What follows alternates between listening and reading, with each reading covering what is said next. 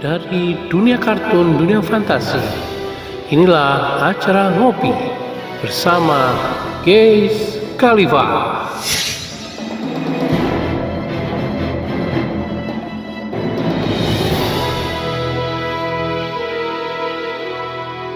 Alhamdulillah. Teman-teman semua, kopi bareng sore ini menarik sekali karena sebentar lagi Dufan akan ulang tahun yang ke-35 tahun. Panjangnya umur Dufan dan tetap menjadi dunia fantasi, dunia impian bagi banyak orang. Salah satunya karena ada cinta yang berbalas seperti Pak Nasruddin ini yang menjaga kenyamanan, yang menjaga seluruh wahana di sini hingga dirawat dengan cinta. Mungkin salah satunya itu kali ya yang membuat tempat ini menjadi luar biasa, bertahan dan insya Allah lebih berkembang lebih jauh lagi. Di sebelah Pak Nasruddin ini ada Pak Minto dengan sejuta pengalaman yang juga cukup menarik ya. Kita dengarkan pengalamannya selama di Dufan. Dari awal juga di Dufan, Pak. Betul. Masya Allah. Silakan Pak Minto. Bismillahirrahmanirrahim. Terima kasih Pak Ges. Assalamualaikum warahmatullahi wabarakatuh. Perkenalkan, nama saya Minto. Saya dari Ambarawa, Pak. Lulus sekolah tahun 94. Jadi 94. Lulus sekolah 94 tuh 1994. maksudnya dari lulus apa? Dari STM, Pak. STM. Ya, sekarang SMK mungkin. Di situ memang saya hampir sama mungkin dengan Pak Nasruddin. Kita udah bersyukurlah, alhamdulillah sekali dibiayain oleh orang tua, bisa sampai STM saja sudah bersyukur banget gitu loh. Intinya bahwa pada saat setelah lulus sekolah pengennya juga harus bisa membalas apa yang telah diberikan orang tua untuk bisa memberikan sesuatu. Jadi saya waktu itu memang berpikir apa yang bisa saya dapatkan waktu itu. Memang pertama mungkin ada lowongan kerja ke Malaysia, Pak. Jadi waktu itu saya langsung daftar ke Depnaker dan saya persyaratan saya lengkapin semua. Menunggu hasil dari Depnaker kapan diberangkatkan sampai kurang lebih 2 bulan 3 bulan tapi tidak ada kepastian. Akhirnya saya di rumah buka bengkel servis, Pak. Saya servis karena memang saya basicnya di elektronik, jadi saya buka servis TV dan radio. Ya. Kurang lebih hampir 9 bulan. Tapi dengan menunggu dari hasil Depnaker tadi tidak ada kepastian. Justru yang diberangkatkan itu anak perempuan semua, Pak. Padahal peralatan segala udah saya lengkapin buat berangkat ke Malaysia itu. Ternyata yang diberangkatkan tetap anak perempuan dan yang laki-laki tidak diberangkatkan itu. Jadi setelah 9 bulan saya buka servis, karena mungkin juga banyak suka dukanya untuk memperbaiki perangkat-perangkatnya orang tetangga atau mungkin lingkungan situ, jadi terkadang juga mau nekan bayarnya mahal, agak sedikit serba salah juga. Akhirnya saya berusaha untuk merantau, Pak, ke Jakarta. Saya terus terang memang tidak ada keluarga, saudara, anak, kakak atau siapa yang ada di Jakarta. Saya merantau. Waktu itu saya ngikut paman, dia juga sama-sama merantau, jadi merantau bareng ke Jakarta tahun 94 itu. 94 ya, akhir 94 akhir saya merantau ke Jakarta. Saya ngikut paman dulu karena paman memang sebagai tukang bangunan. Jadi saya jadi kuli bangunan di Kelapa Gading. Oh, jadi kuli bangunan di Kelapa Gading. Di Kelapa Gading, alhamdulillah sampai jadi satu rumah. Dengan berjalannya waktu karena saya sedikit punya basic listrik, jadi saya di situ megang bagian listriknya, Pak. Sampai ada kontraktor yang saya dibawa juga ke Wali Kota Jakarta Pusat untuk nanganin jaringan listrik di sana. Jaringan listrik di Jakarta Pusat. Jaringan listrik di sana. Pernah kesetrum nggak tuh, Pak? Pernah, Pak. Pernah ya? Waduh, sampai tenggorokan hampir bergetar lah. Pernah. Habis itu, setelah itu, karena proyek sudah selesai, saya bertemu dengan teman lah. Bertemu teman yang sama perantauan dan dia punya majikan gitu ya yang kerja di Ancol, Pak. Begitu saya dikenalkan dengan majikannya dia, kamu kerja di mana, saya bilang saya kerja di tukang listrik di Wali Kota Jakarta Pusat. Mau nggak kerja di Ancol, saya akhirnya oke, saya ngelamar, bikin lamaran, saya lamar di Ancol tahun 95. Saya pikir dengan punya orang yang bekerja di sini, saya bakalan cepet nih dapat lamaran pekerjaan gitu loh. Tapi nyatanya juga hampir sebulan, 2 bulan, sampai setahun tidak ada panggilan juga Pak. Akhirnya saya kerja, keluar dari situ saya kerja di pabrik Pak. Saya kerja di pabrik Jebesmen, jadi pembuatan esbes semen yang ada di Pulau Gadung. Iya. Kurang lebih hampir 1 tahun juga.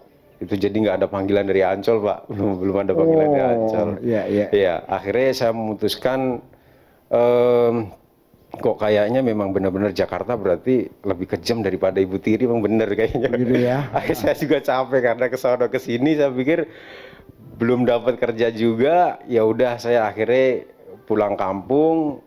Saya pengen jadi petani Pak. Saya menjadi petani. Jadi sudah merasa tidak punya harapan, kembali jadi petani. Iya, saya jadi petani. Saya pikir begitu saya nanam ada sayuran namanya kol, itu pas di pertengahan mungkin kurang lebih 3 bulan, mungkin hampir mau panen, tiba-tiba saya dapat panggilan Pak dari Ancol untuk ikut tes gitu. Itu udah beli tiket kereta buat pulang kampung belum tuh? Itu udah di kampung Pak. Oh sudah di kampung. Saya malah. udah jadi petani Pak. Sudah jadi petani akhirnya. Sudah jadi petani, dan saya sudah lupa kalau saya sempat ngelamar di Ancol karena tahun 95. Dipanggilnya tahun 97. 2 tahun kemudian. 2 tahun kemudian. Ya, akhirnya saya pikir tes bisa langsung diterima. Ternyata saya datang dari kampung karena memang di sini juga saya nggak punya saudara, paman juga yang dulunya sempat merantau sudah di kampung. Jadi saya udah naik bis berangkat sore, nyampe sini pagi. Karena tesnya jam 11, saya biasanya karena dulu, sebenarnya saya waktu di Jakarta sebelum masuk ke Jebesmen itu saya sempat kerja jadi servis keliling juga Pak. Jadi saya lumayan lah kenal alamat-alamat di Jakarta. Jadi saya di servis panggilan di Jakarta sempat juga. Jadi udah sedikit paham jalan-jalan di Jakarta. Jadi waktu itu begitu dapat panggilan dari Ancol, saya berangkat sore, nyampe sini pagi, saya langsung biasanya mainnya langsung ke Matraman di Gramedia Pak. Di Gramedia saya belajar dulu di situ, nggak beli buku karena emang nggak punya duit. Buat persiapan nanti jam 11 tes di Ancol. Iya, habis itu saya biasa main di Gramedia. Jadi tahu bahwa di Matraman itu buku bisa dibaca, dan untuk persiapannya itu baca buku di Gramedia. Gramedia. Pokoknya saya ambil buku di pojokan, walaupun sebenarnya kadang ditegur nggak boleh duduk, dia bilang gitu. Ya udah saya judul bukunya buku apa itu? Pasti buku-buku elektronika Pak, buku karena elektronika. sangat berhubungan dengan elektronik kan. Udah, ternyata tes di Ancol nggak cukup sekali Pak, hampir 4 kali lebih. Jadi habis itu setiap habis tes saya pulang kampung. Berangkat minggu depan lagi, tes lagi, habis selesai pulang kampung lagi, seperti itu. Jadi tapi alhamdulillah dari kurang lebih mungkin ada 300-an kali dulu. Alhamdulillah bisa lolos lah, diterima, yang diambil kurang lebih hampir 11 orang waktu itu. Dari 300 hampir kurang lebih 300 peserta. Dulu ada geraha wisata Pak di depan dekat Binaria itu, tesnya di situ, dan setiap tesnya itu seminggu sekali masalahnya. Jadi ada juga orang kampung, Min kok kamu Jakarta kayak halaman aja sih, bolak-balik ya. Tapi alhamdulillah dengan selesai tes praktek itu, alhamdulillah saya sangat bersyukur sekali bisa diterima di Ancol, utamanya di dunia fantasi. Itu sangat bersyukur sekali. Karena apa? Karena begitu saya masuk Duppan, rasa suka saya seolah-olah benar-benar bahwa saya belajar secara gratis sambil bekerja dapat duit itu Pak. Karena begitu melihat sistem kontrol jaringan atau mungkin beberapa sistem ilmu fisika yang dulu ada terapan mungkin di SMP atau itu penerapannya di sini ada semua Pak. Semuanya ada ya. Semuanya ada. Berkaitan, ya. Iya betul. Mau itu mungkin kayak seperti gaya sentrifugal, gaya potensial, itu di sini diterapkan semua. Sistem kontrol. Saya pikir itu pembelajaran yang saya gratis tapi saya dapat duit juga ininya. Nah itu saya manfaatkan sebaik-baiknya. Itu mungkin kesukaan saya di dunia fantasi seperti itu. Kalau dalam dunia fisika itu gelar kamu sebenarnya sudah doktor kali ya. Kalau dalam studinya ada. Bahkan tidak sekedar teori tapi dalam prakteknya. Alhamdulillah Pak, intinya di Dufan benar-benar pembelajaran pengalaman yang mungkin di luar nggak ada sekolahnya lah, istilahnya sekolahnya nggak ada untuk belajar di luar. Apa yang paling menarik di Dufan kejadiannya? Misalkan pernah nggak tiba-tiba kereta berhenti di tengah gitu? Sebenarnya kalau di Dufan sendiri kan memang sistemnya udah apa ya, istilahnya pengecekan rutinnya itu udah ada SOP-nya Pak, SOP-nya. Baik itu pengecekan secara rutin mingguan, bulanan, harian, mingguan atau mungkin bulanan. Dan ada juga monitoring, bahkan 2 jam sekali itu ada teman-teman yang memonitor gitu. Oh, jadi per jam itu Iya. sudah ada monitornya. Terevaluasi terus-menerus. Terus karena memang ada pengalaman yang mungkin sedikit apa ya, berbekas juga buat saya mungkin.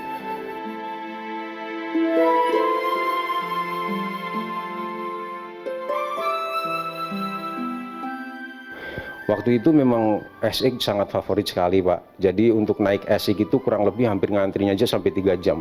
Antri untuk ikut naik SX. Jadi jam 12 buka itu jam 10 aja udah ada yang ngantri Pak. Seperti itu. Nah, waktu itu kejadian pada hari Jumat, ada pengunjung, padahal sebenarnya juga antrian belum dibuka Pak. Tapi jam setengah 10 itu, jam 10-an itu pengunjung udah mengantri. Buka SE jam 12, dan seperti biasa bahwa setiap kita pengen buka wahana kan selalu dilakukan pengecekan rutin dulu. Dinyatakan bahwa aman, baru mungkin kita kelayakan, kita serahkan kepada pihak operasional. Tapi ternyata memang pada saat saya muter dengan tim saya, ada kejadian yang sangat janggal dan ini tidak layak untuk dinikmatin pengunjung. Akhirnya saya putuskan untuk akhirnya bukannya SX mundur. Apa yang tidak janggal yang kamu temukan itu? Sebenarnya waktu itu kan SX itu lantainya lantai 2 Pak. Jadi waktu itu memang ada, karena di SX itu ada kanal, jadi jaringan kanal air, dan di situ memang di bawahnya agak lembab. Dan di bawahnya itu ada kabel sebenarnya sudah diisolasi jadi tidak terbuka, tapi karena lembab airnya itu masuk Pak, airnya masuk. Jadi karena airnya justru air itu akan menjadikan apa ya, hambatan, tidak menjadi short langsung atau mungkin langsung turun MCB-nya, terjadi panas antara pas dengan nol itu, antara listrik pasnya dengan nol itu, karena kena air agak basah dia jadi lembab, jadi terjadi hampir short tetapi tidak total gitu loh. Yang terjadi apa? Terjadi panas. Begitu panas kabel itu meleleh Pak. Iya, iya. Dan kabel meleleh bisa membakar semuanya. Iya.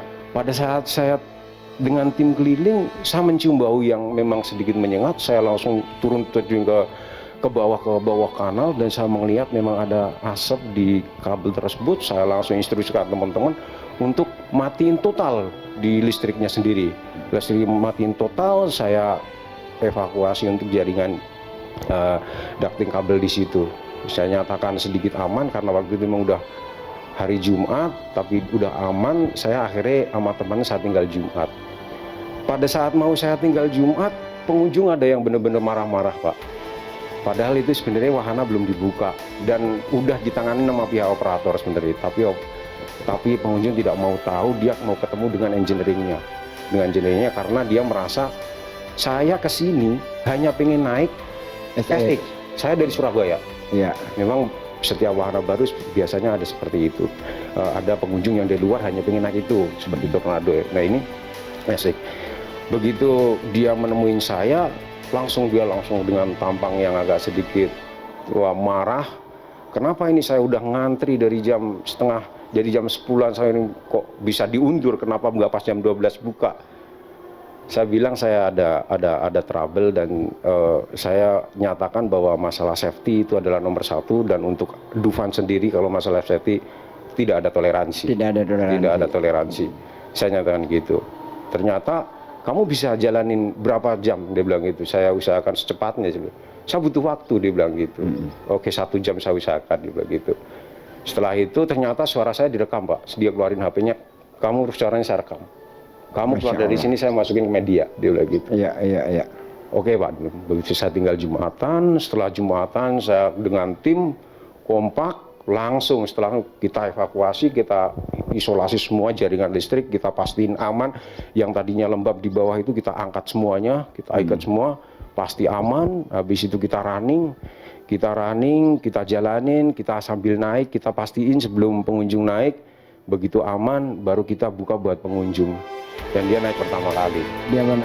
Dia naik pertama kali dan dia mengucapkan banyak terima kasih, sampai saya dipeluk-peluk dan dia juga minta maaf. Tapi intinya saya sangat saya apa ya, itu adalah udah bagian dari tanggung jawab saya menurut saya, seperti itu. Ya, memang persoalannya kan taruhannya nyawa itu, nyawa manusia, dan itu memang lebih baik dimarahin 1000 kali daripada ada 1 orang terluka. Saya kira memang hal-hal semacam itu memang resiko yang harus kita hadapin, tapi cara kamu menanganinya juga luar biasa. Hanya dalam waktu 1 jam selesai dan pengunjung bisa langsung menikmati lagi SS itu.